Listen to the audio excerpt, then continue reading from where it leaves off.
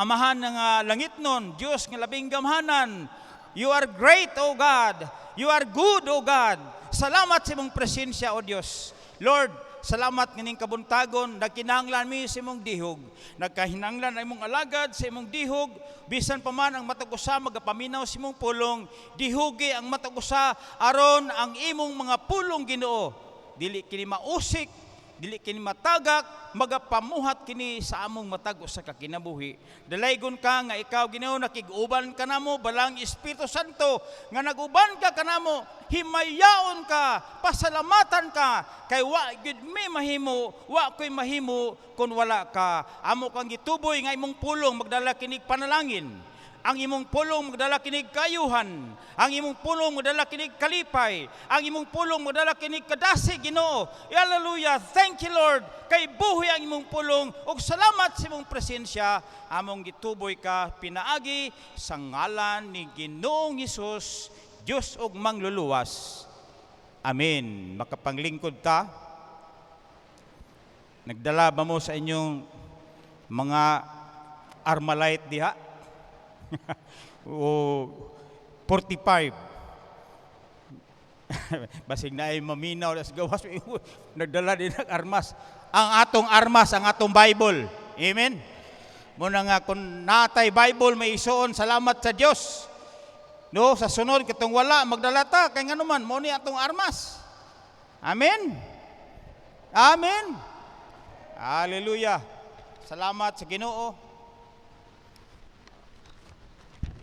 Muna nga ang akong uluhan sa atong pag-sharean karon mo nang gitawag, obedience brings blessings, but disobedience brings evil consequences. So, ang pagkamasinugtanon magdala kinig panalangin, apan ang dili pagkamasinugtanon magdala kinig resulta nga daotan sa kinabuhi. Doon na tayo pipila ka mga tao sa Dios nga atong lantaw ng ilang mga kinabuhi, unsay mga sipyat nila. Bot pasabot may isuon nga naglantaw ta sa ilang kinabuhi, pero dili ni paglantaw sa ilang mga sayop, kanang gitawag fault finder. Salamat nga walay fault finder dinhi. Ngo makasala ang atong igsuon, sige tang istoryahan. Ang atong mga bala, giusik-usika na to, pagpusil, atong isik ka ingon, isik ka igsuon, labi na sa iglesia. Beware, dili tana, ang atong bala, gamito na to sa kalibutan, ilabi na sa kalibutan, nga wala pag yun makailas, pulong sa Diyos. Amen? Muna itong gamiton, muna nga beware, kung na ay mga kaigsunan din nga nasipyat, i-pray siya. Amen? I-pray siya, aron magpadayon ta panaghiusa dili magdaotay, no? Ato lang taon ang mga pipila ka mga katawhan sa Dios dinhi, unsa ang ilang pagkasipyat. Una sa tanan, adto ta sa kinabuhi ni Moises. Sa atong makaplagan mga igsoon, si Moises gitawag siya og unsa man, he is a friend of God. Tungod sa iyang pagka-friend of God, gitawag po siya og a man that speak face to face ngadto sa atong Ginoo. Siya ang tao nga makikistorya nawong sa atong Ginoo. Muna nga dalaygon siya po higalas sa Dios. Muna nga atong makaplagan nga dinha sa Numbers 20 verse 6 to 12 nga nagaingon dinha,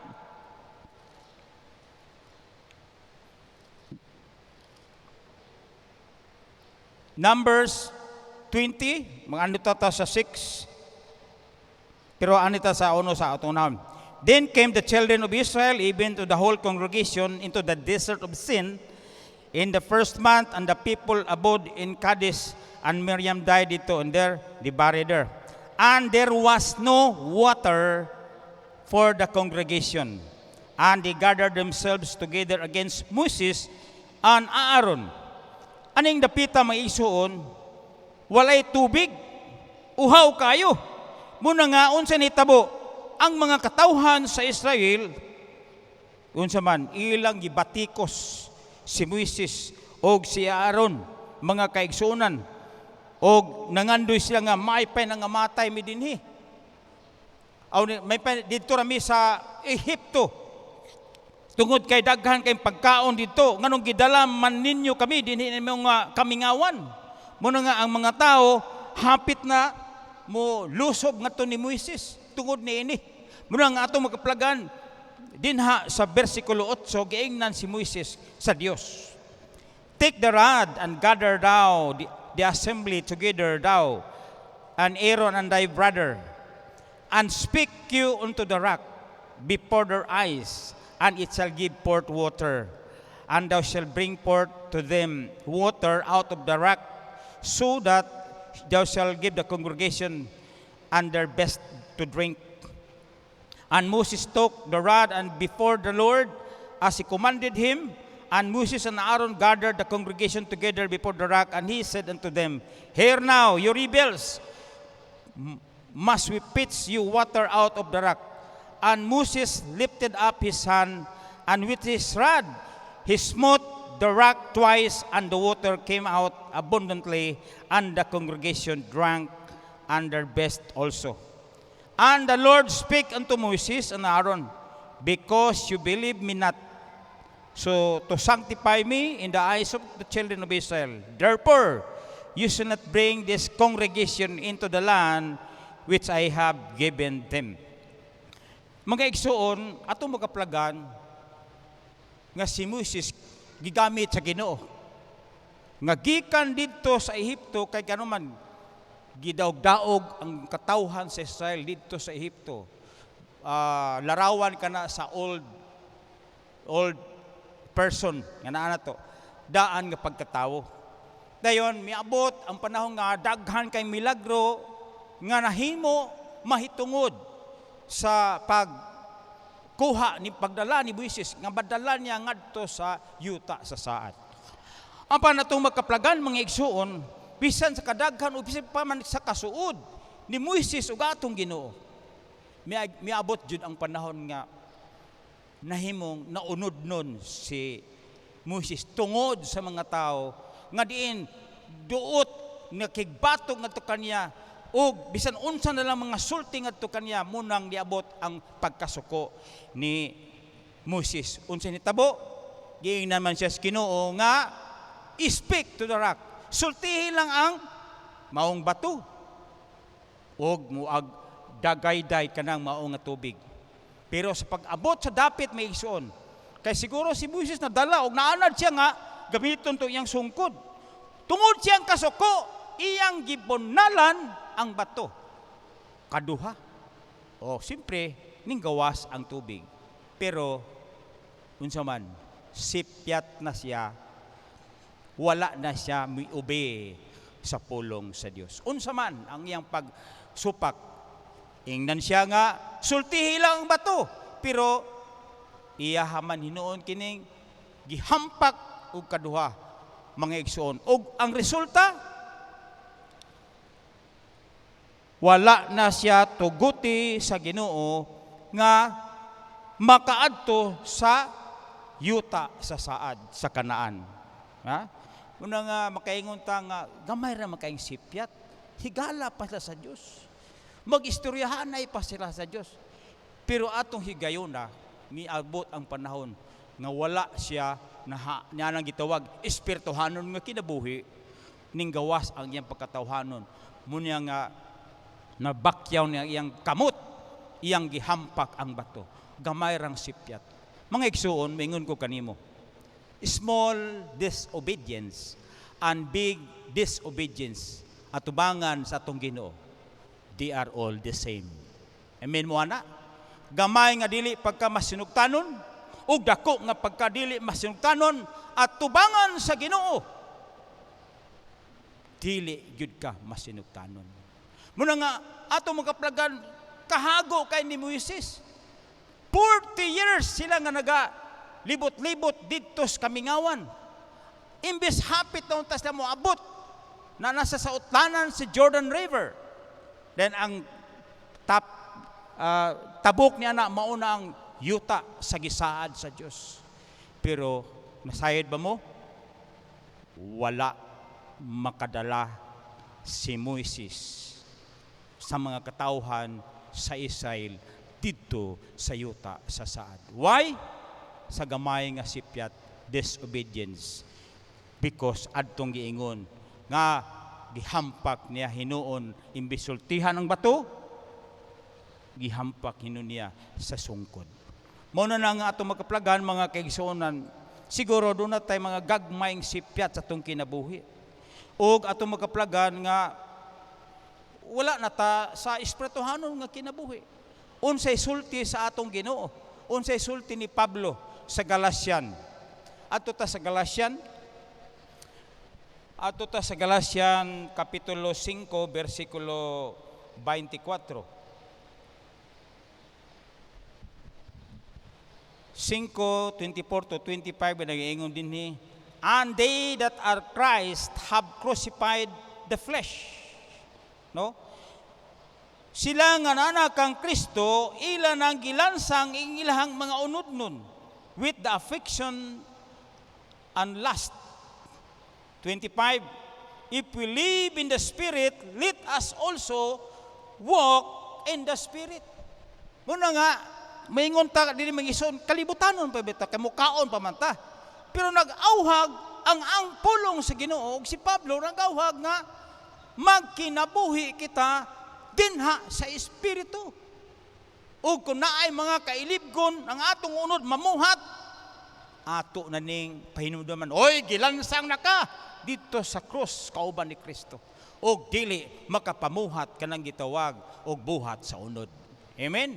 Ug unsay resulta sa disobedience mga igsoon, ang destiny nga si Moises makaadto unta sa mao nga dapit tungod sa disobedience mga igsoon, nahimong wala kini maabot ni Moises. Amen? Praise God. Muna nga hinumduman nato ang Dios dunay mga maayong plano nato sa tong kinabuhi. Unsay yang mga plano? Nasayod ko nga memorize din ninyo Jeremiah 29:11. No? Unsay plano sa Ginoo sa matag usa? For I know the thoughts that I think towards you, saith the Lord, thoughts of peace and not of evil, to give you an expected end. No, sa ubang translation, thoughts to prosper you peacefully, abundant life. Matag usa maghunaw na siguro wa pa magkukaabot anang dapita. Basin kon dunay tay nasipyat nga disobedience. Muna nga bantayan nato ni mga kagisunan. Amen. Oh, sara man kamuk ni amen. Amen. Lantaw nato sab nato ang usa ka kinabuhi ni Saul. Anitas kinabuhi ni Saul adto ta sa 1 Samuel 15:3. 13 magsugod deta sa 13. Anita sa 12 og 13, chapter 13, 12 og 13 nagaingon dinhi, therefore I the Palestines will come down upon me to Gilgal, and I have not made supplication unto the Lord. I forced myself therefore and offered a burnt offerings. And Samuel said to Saul, thou hast done foolishly. Thou hast not kept the commandment of the Lord thy God, which he commanded thee. For now would the Lord have established thy kingdom upon Israel forever. But now thy kingdom shall not continue. The Lord hath sought a man after his own heart, and the Lord hath commanded him to be captain over his people, and because thou hast not kept that which the Lord commanded thee. Ang resulta mao mangguni, dunay gisabutan si Haring Saul. Si Haring Saul ang gapilian ang mahimong hari ang Ginoo gihapon. Pero unsa man hitabo ang iyang kasing-kasing, ang iyang kabubuton may noy matuman kaysa Ginoo. Ngano? Kay sa usa ka dapit kanang gitawag og Gilgal, didto sila himo og sacrifice ngadto sa atong Ginoo. Pinaagi ni Samuel. Nalangan man si Samuel, ilan na ko basahon dili kinaaman ni. Nalangan man si Samuel og 7 ka adlaw. Muna nga ginauna ni Saul nga kami na lang siguro maghimo ani. Kami na lang magsakripisyo ani. Muna na nga, sawa madugay, naghimo gid sila. Silang kagalingon, wala sa kabubuton sa Ginoo, o maotoy hinungdan, mga kaigsunan, nga, giingnan ni Samuel, you have done foolishly, binuang kini. O ang resulta, mga igsoon, nag-ingon si Samuel, the Lord have established thy kingdom upon Israel forever. Na kininianta nga ang iyang gingharian nga dumalahon ni Samuel, mahangtod kini sa kahangturan. Pero tungod nini mao nga sipyat, unsay nitabo? Nag-ingon sa 14, thy kingdom shall not continue. Dili makapadayon ang iyong gingharian. The Lord sought a man after his own heart. Nangita ang Diyos, sumala sa iyang tao, sa iyang kasing-kasing, nga mao'y magdumala sa iyang katawhan. Ug mao niya nga downfall ni Saul may ison, ug another downfall niya dinha sa Samuel 15:3 nagaingon usab. Sa 15:3 nagaingon dinha, now go and smite Amalek, utterly destroy all they that have spared them not, but slay both man and woman, infant and sucklings, ox and sheep, camels and ass. O muna nga, ang sulti sa Ginoo, pagapatyon ang mga katawhan sa Amalek.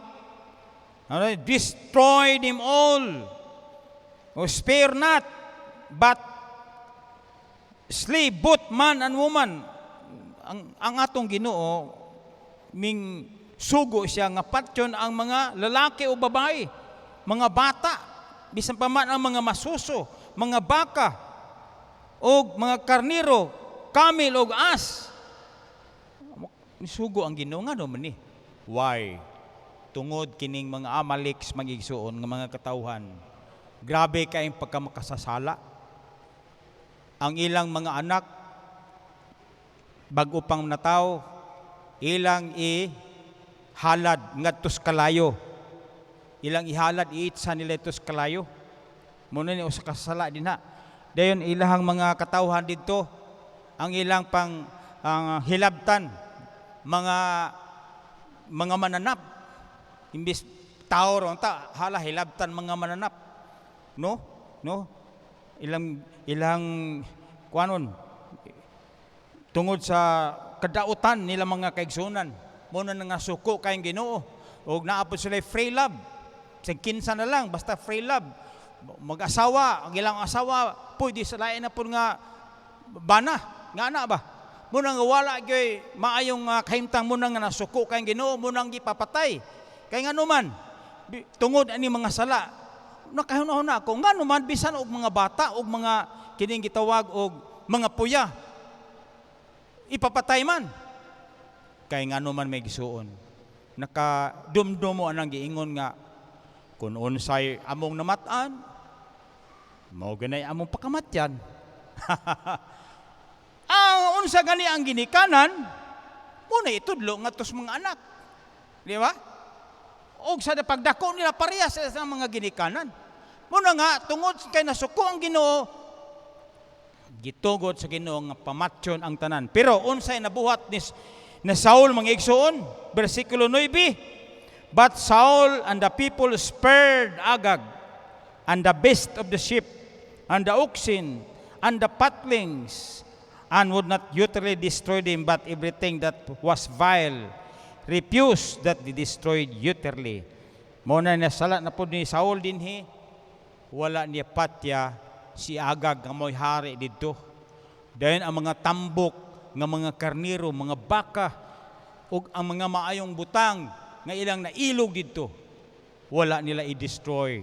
O unsay mahitabo may igsoon, sugo kayo si Samuel. Sa 11 nag-ingon, it repented me that I have set Saul to be king, for he turned back from following me, and hath confirmed the commandments, and grieved Samuel, and he cried unto the Lord all night. Tibog gabi ang tao sa Dios durong hilak tungod kay sasala nga gibuhat ni Saul. imbis ipapatay, wala man patya. Siguro ang katong nga niwang nga mga baka, niwang nga mga kariro, pamatay ito, pero kung mga tambok, unsa man na, ayon na ni, kay maain na ni kaon na ni. No? Ana ba? Katong hari nila, wa patya. Muni, usa ni sa pagsupak. Disobedience to the words of God. O unsay ni tabo pagigsoon, suko kayo ang Ginoo.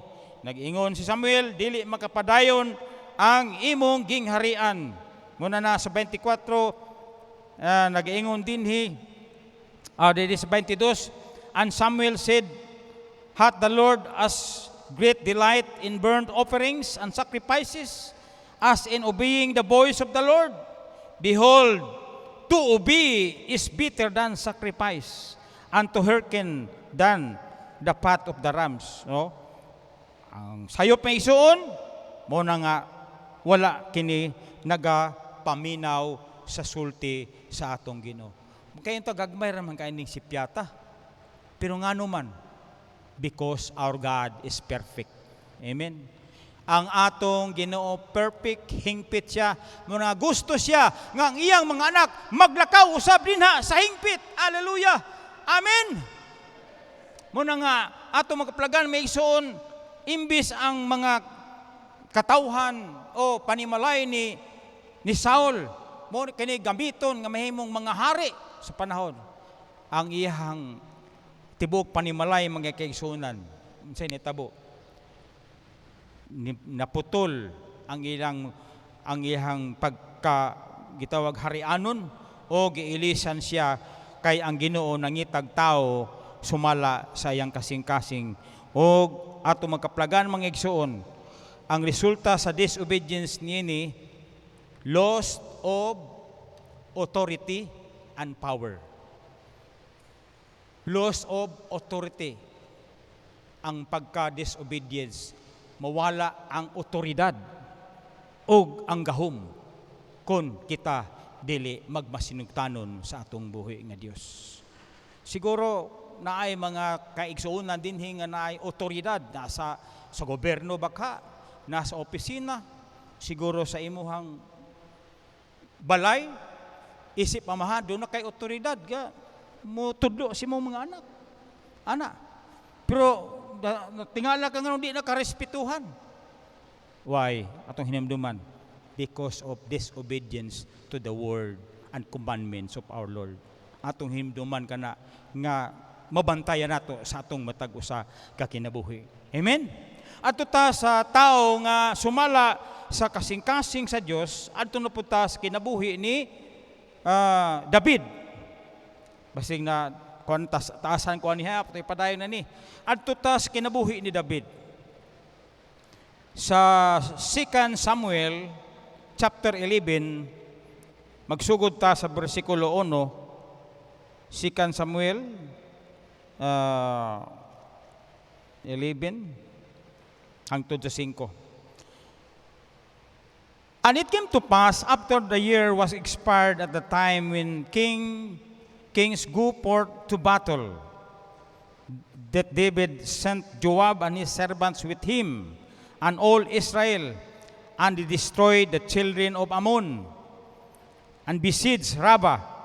But David tarried still at Jerusalem. Muna nga naipanahon dahil nga gubat. Dayon aning panahon na kuyog siya sa iyang mga sakupan ng mga kasundaluhan ug ilang gilusob ang Ammon kauban sa iyang pangabaga nga si Joab. Pero sa diha nga nakuha na nila, si David nagpabilin didto sa Jerusalem. Versikulo 2, and it came to pass in an evening tide that David arose of his bed and woke upon the roof of the king's house. And from the roof he saw a woman washing herself, and the woman was very beautiful to look upon. And David sent and inquired after the woman, and one said, "It is Bathsheba, the daughter of Eliam, the wife of Uriah the Hittite. And David sent messengers and took her, and she came into him and lay her, and she was purified from her uncleanness, and she returned unto her house. Sa 5, and the woman conceived and sent and told to David and said, I am with a child. Una mga igsuon, panggubatan, pero siguro gikapoy hari, adtos balay, pagagabi sa man kakita man og maganda, no? Sao ni si Batsibab sa gabi siguro kabalo siya nga ang gingharian nasa ibabaw, no? Nasa ibabaw dalagbit makita siya dito. Pero si Batsibab gwapa gyud siguro kayo kay bisag gabi kitaan man gyud, no? Pero mao ni buhat sa unod mangigsuon, no? Bantayanan kini. Kay ngano man unsa may commandments, thou shall not commit adultery, no? Kanang covet kana mang maibog ka sa mga butang. O kana gyapon maibog ka sa asawa, sa mo ana gyapon. Pero naana sa commandment nga gitawag og thou shall not commit adultery. Kay minyo naman si Batseba. Pero tungod sa power nga kaya nato niyan, iyang gisekreto og lusob. Kuha niya si Batseba kay hari man og mo ni nanamkon. Apan mangigsoon mo suffer og circumstances, evil circumstances kung magpadayon ning disobedience unto the Lord. Anita sa 2 Samuel 12:7-12. Nag-ingon din ha.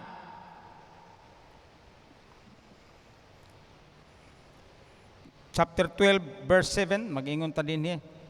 Anitan said unto David, thou art the man, thus saith the Lord God of Israel, anoint thee king over Israel, and delivered thee out of the hand of Saul, and I give thee master's house and thy master's wives into thy bosom, and give thee the house of Israel and Judah. And if that had been too little, I would moreover have given unto thee such things. Ingon sinitan, gihatag naman nimo ang tanan, ang tibok Israel ug ang Huda, ug bisan pa man gibantayan ka sa imong kinabuhi kay kuan man ka gigukod man ka ni Saul, kay ngano man mangigsuon kining protection gikan gina sa Ginoo. Muna nga magampo gyud ta sa protection sa matag adlaw. Kay God will protect us.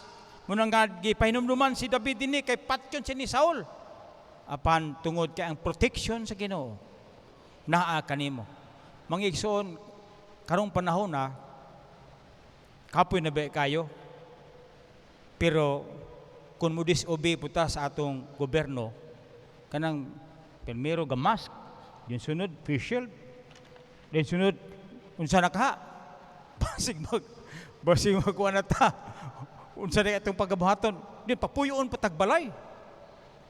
Dahil kung mo disobey ka, sakpan ka, dakop, di ba? Muna nga, naamantaan ang atong buhaton, magmasinugtanon ta. Kay aron di ta madakpan kung dili ta matakdan sa COVID-19. Amen. Hallelujah. Muna nga, balik ta, adto ta dinhi mangigsuon, unsay nitabo. Dunay circumstances nga nitabo. Dinhi sa 9. Wherefore, thou hast despised the commandment of the Lord. Imong gisalikway ang mga kamanduan sa atong Ginoo to do evil. Pagbuhat og dautan, thou hast killed Uriah and the Hittite with the sword, and hast taken his wife to be a wife, and hast slain with the swords in the children of Ammon. And now therefore the sword shall never depart from thine house, because thou hast despised me, and hast taken the wife of Uriah the Hittite to be thy wife. Muna nga, nag-ingon ang pulong sa Ginoo nga, ang espada, dili good mukalagyo sa panimalay ni David. Sa 11, thus saith the Lord, behold, I will raise up evil against thee out of thine own house, and I will take thy wives before thee, thy eyes, and give unto them unto thy neighbor. And he shall lie with thy wives in the sight of this sun. For thou didst secretly, nani ato makaplagan, kay imo kining gihimo nga sekreto, but I will do this thing before all Israel and before the sun. Muni ato makaplagan. Nga walay sekreto nga imong gibuhat, nga wala makit-i sa atong Ginoo. Hunahon na ta, sekreto. Katong to, sekreto naman to. Pero atubangan sa atong Ginoo mga kaigsunan, way nalilong. Hallelujah. Muna nga kutob sa atong mahimo, we will do good and obey the commandments of our Lord Jesus Christ. Read the Bible every day. Amen? Atong pakanon ang atong espiritu. Unsa may kanan-unon sa espiritu? Ang Word of God. Mateo 4:4, ang tao dili mabuhi pinaagis tinapay lamang apan sa matag pulong nga mugawa sa baba sa Dios. Daghan kay kung mga nakita mga kaigsunan, mga dasig kay dinhi. Talirungan ako. Pero karon asa naman sila? Namalik sila ngadto sa kalibutan, pero tinag-inom-inom. Why? Tugutan ganito nato ang yawa o ang kulayahon may ison sa itong kinabuhi nga di na tamo basa, di na kaganahan mo simba sunod. Basa jud kas pulong sa Ginoo. Pagkanoon gyud nimo ang imong espiritu may ison, aron ang imong espiritu tambok dili niwang tungod kay napuno kini sa pulong sa pagpangalagad sa atong Ginoo. Amen. Kay ang pulong sa Dios buhi kini, kumbaga pamuhat kini sa atong matag usa ka kinabuhi. Muna nga dinhi atong mga plagan, mga igsoon, ang nahitabo nga ang Ginoo nag-umol siya dautan tinha sa iya lamang panimalay, no? Evil against the out of thine own house sa 11. Gikan sa kaugalingon niyang panimalay.